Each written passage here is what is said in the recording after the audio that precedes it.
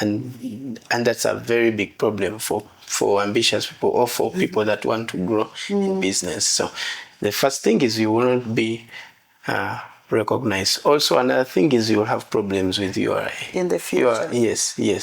You will need actually to pay fines if they at one point discover that you've been running your business or you've been doing business, let's say in Kampala, and you've not been paying tax. So it will be upon them to charge you any amount.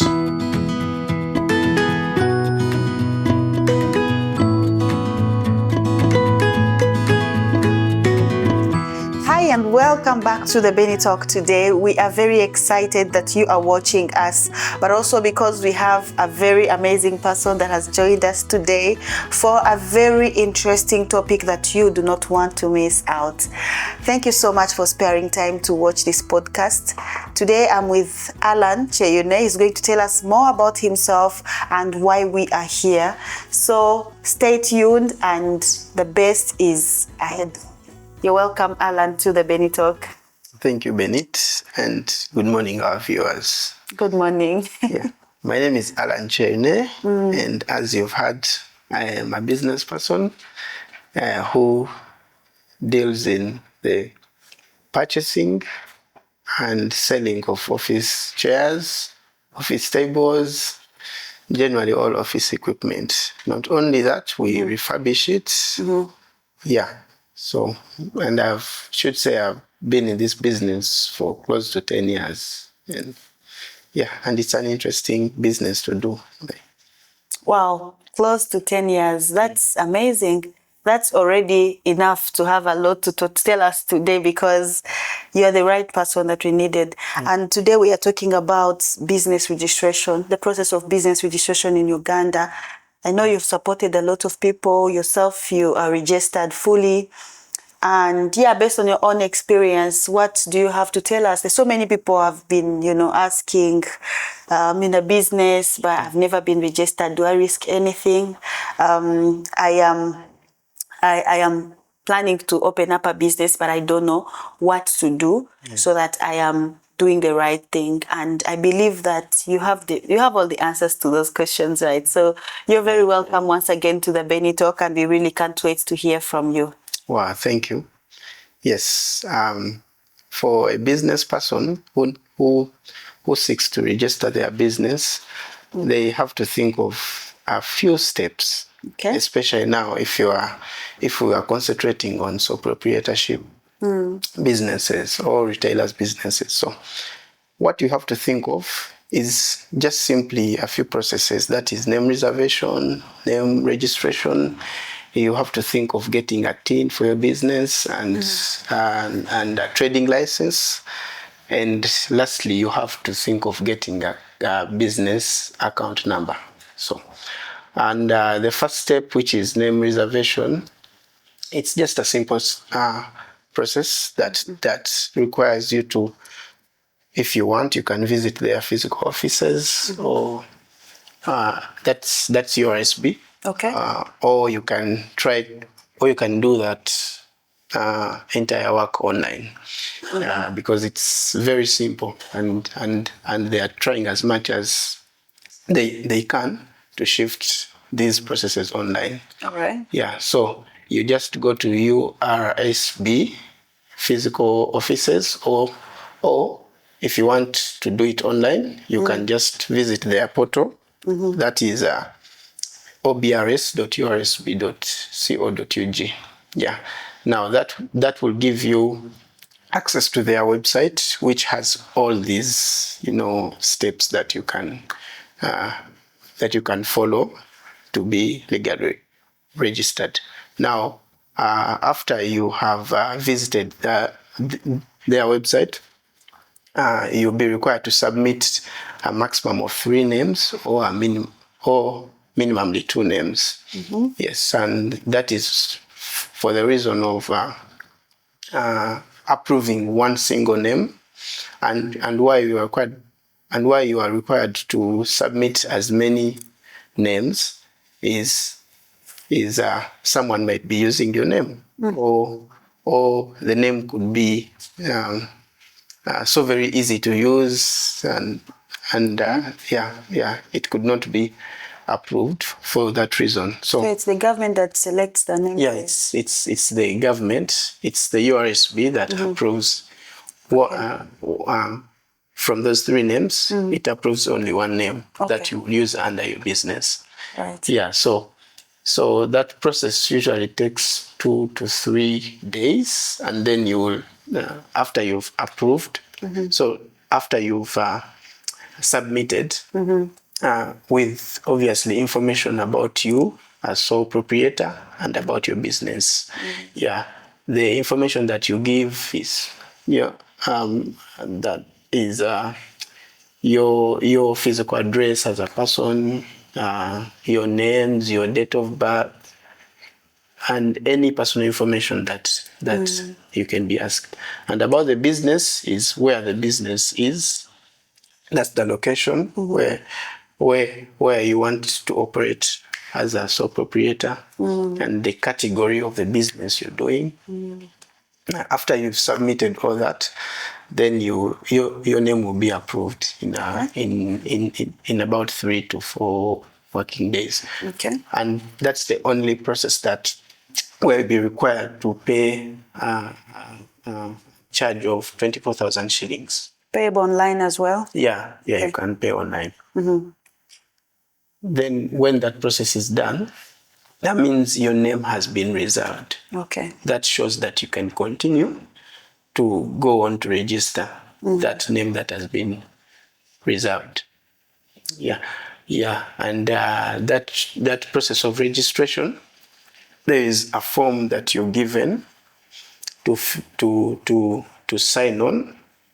That name shows that you're the director of that business, shows everything about the business and everything about you as the person that is the director of that business. That document is called the Statement of Particulars. After you've downloaded it, you'll be required to sign on it. Then after signing on it, then you scan it again and you upload it on that very website. Okay. So after you've done that, you'll be given a document or a certificate that shows that you are legally the business owner or the person that runs that business. And after you've gotten that certificate of registration, that will show that you're fully registered as a sole proprietor. Yeah, so the next step will be applying for a TIN, because you'll be required to pay tax. Right. And to be compliant, to file in income tax, and any other tax, withholding and all. So after you how to get that TIN? Yes, that's the question. Yeah. You can visit still their offices, URA. You can visit URA offices, or you can still do it online. Okay. Yeah, it's also an easy process. You will just go to their website, URA. Everything will be directed. Yeah. You will see where to go and apply as a sole proprietor for that TIN. And the documents that are needed, that the 2 documents that you got from URSB, that is the Statement of Particulars, and the certificate of registration, and some other documents that for example, the LC letter, the passport photos, all those, you submit them to URA and you get the TIN. How long? The TIN will help you. How long? It's usually not a long time. It's about a week or even less than a week. You get a TIN, or even less than 3 days. Yeah, it depends. Yeah. So now that's the TIN. Okay. So you have a certificate of registration and you have a TIN. The next thing is to apply for a trading license. Okay. Because you will need to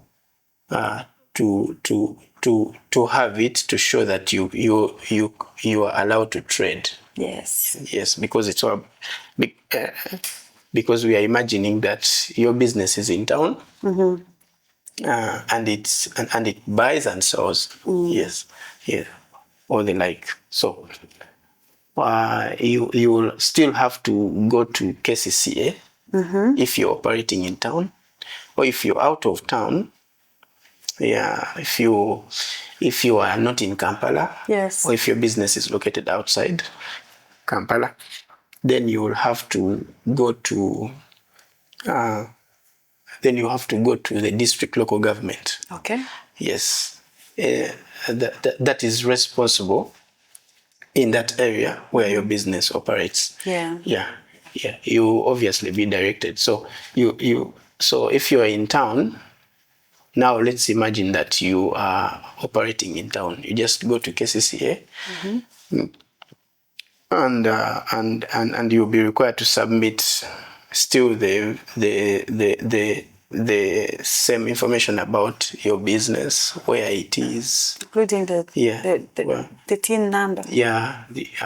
You will be asked the TIN, and maybe you will also be asked the business registration certificate to show that you are a legal business owner, and any other and any other documents. After you've submitted those, then you will get the trading license, and that trading license only allows you to operate annually for just 1 year. You have to keep renewing. Meaning you have to keep renewing every after year. How much renewing? If it usually depends on the area that your business is operating. So if it's Kampala, usually for starting businesses, it's about 260,000 shillings a year. Does it depend on the revenues of the business, or it's a standard amount? Well, they have a criteria. They have things that they base on. Okay.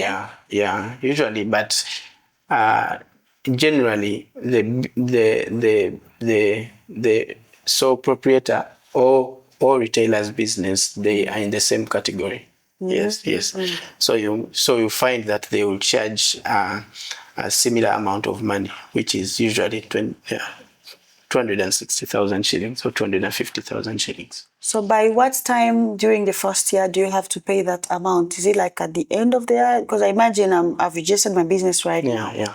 Do I pay the 260 right now, or I pay it, because you've talked about a 24,000 that you pay at the beginning? Yes. Now, for this trading license, at what point do I pay it if I've just registered? You can choose to the moment you want to get that trading license, because it I don't think it largely depends on a certain period. Let's say at the end of the year or at the beginning of the media, anytime that you want to pay to get that trading license for the reasons of your business. So okay. Yeah. That's the time you can go, and I think they start they start counting from that time when you've paid. that you've paid. Okay. Yes. So meaning your license will obviously expire at that very time. Okay. Next year. Yes. Yeah. Right. So after the trading license, then the last thing is to get the business account. Yes. Do you need to have a business account? You will need to have a business account. Okay. Yeah. But it's obviously not compulsory, but you will generally need it because you will work with people. Yeah. That will opt for paying through the bank. Yes. So the last step will be opening up a bank account for your business. Yes, and I should say you need it because it will help you in filing your taxes, in filing your returns. It will help you work with big organizations or people that opt for paying through the bank. Through the bank. Yeah, and the requirements for that is you will use the very requirements. So tin certificate, because when you apply for a tin, you get a tin certificate, registration, business certificate of registration that you got from URSB, and a trading license certificate. Yeah, you those are the documents that you submit for a company account. Yeah. Okay. And any amount to pay that sort Opening of account? Yes, opening up an account, I think you will be charged, I think 150,000 shillings, but it largely depends on the bank. Depends on the bank. Yeah, on the bank where you want to open it from. Some banks will charge you a minimum of 150,000 shillings, and on that money they will obviously take out some money for the checkbook, for for what else? For the checkbook, and certain 50,000 shillings. I'm really forgetting what. I think the bank provides that information once you reach that step. Yeah, once you reach there, the bank will direct you and give you all the information that you need. Right. But what you need to know is you will need that bank account for compliance issues. Right. Yeah. Wow, this is really interesting. Yeah. I understand that now at least we have unlocked that information. Yeah. And someone would ask, I've been in business maybe for some time and I've not been registered. Yeah. And I'm running and maybe, just maybe no one has found me, but I'm doing well. So what do I risk? What do I risk in that situation? What you risk is, first of all, you will not be legally recognized as a business person. Yes, and that's a very big problem for ambitious people or for people that want to grow in business. So the first thing is you will not be recognized. Also, another thing is you'll have problems with URI. In the future. Yes. You will need actually to pay fines if they at one point discover that you've been running your business or you've been doing business, let's say in Kampala, and you've not been paying tax. So it will be upon them to charge you any amount in fines that you will have to pay. Yeah, so all those are problems that you get that you can seriously avoid when you follow this. And it's not really a hectic process. Yeah, sounds good. Yeah, it will be. The beauty about it is that like wherever you go, like wherever office you go to or wherever department you go to, they make it very easy for you. Yeah. Yes. Yeah. They make sure that you register and you operate formally as as a business person. Yeah. So you'll have to avoid all those problems, especially with URI. Right. Yeah, because they will make life very, very, very, very hard for you. Right? Thank you so much for coming, Allan. This has been a very, very interesting conversation, I would say. And we have learned a lot. And I believe that everyone that has watched this podcast, you have obviously learned a lot on business registration in Kampala. And I believe that if you are watching and you've not done the right thing, please do the right thing. Yes, to avoid future penalties and all that. So I think it's really, and the processes sound really very not complicated, especially with the availability of the online procedures. Really, this is it's not really hard and it's necessary. So thank you so much, Allan, for joining us, and thank you everyone for sparing time to watch this podcast. I hope to see you in the next video. And just for your information, if you've never visited the website, the Benitalk website, feel free to visit on the benitalk.com for more information about what we are doing, for the CV templates, document templates that are online for you. Please go and visit and let us know what you think. I'll see you in the next video, and thank you so much, Allan. Greeting to the family. Yeah, greeting. Thank you very much as well for hosting me. And what should I say to them? Bye. Bye.